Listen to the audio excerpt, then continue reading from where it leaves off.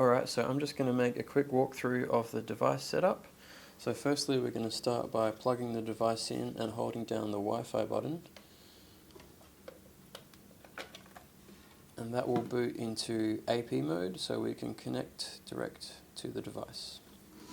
So now, just on the computer, we're just going to come across and have a look here, and it has just come up, so we will connect to the device.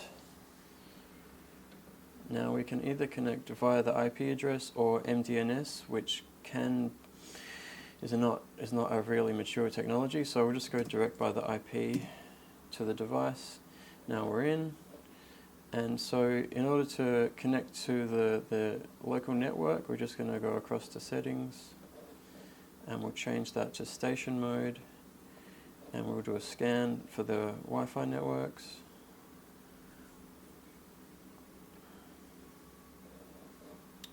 And it's failed again. So I'll try that again. There's a little bug, so we'll go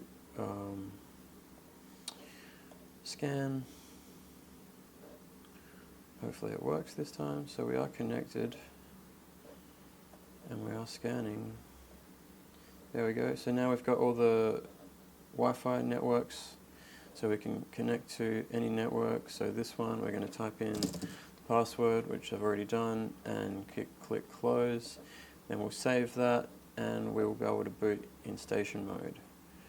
So I don't want to save whatever I just put in there, so I'm just going to refresh that, and we're just going to reboot in station mode, which it will already do, because usually it'll go to the default setting, which is station mode. So now we can restart the device. So I will do that manually. So I'm going to unplug it and plug back in. Because I'm not holding down the button, we'll go into station mode. And so we can reconnect to our local network. And now, instead of connecting directly to the device, I'm going to try and connect via MDNS. And hopefully it's got an IP. It has.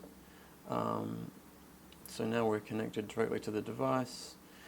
We can check out our program. So we've got a temperature program, we've got a humidity program, which will trigger the output based on some settings there. That's basically the device configuration.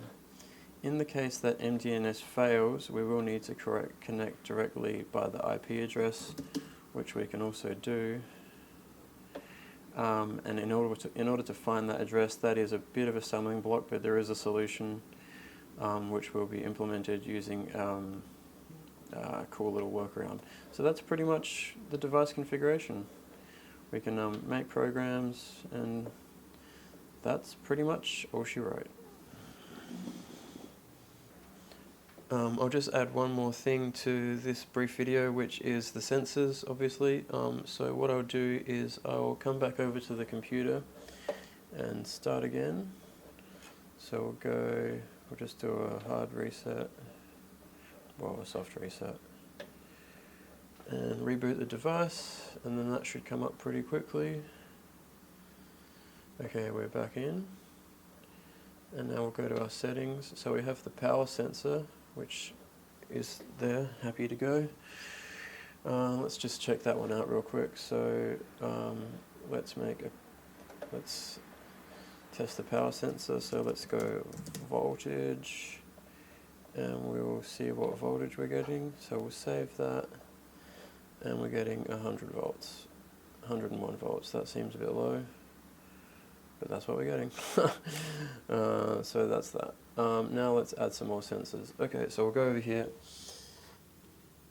and we'll plug in our sensor like that, and then that comes up straight away, and I just heard the relay click, which would be the humidity, because it has gone below 40 in the humidity.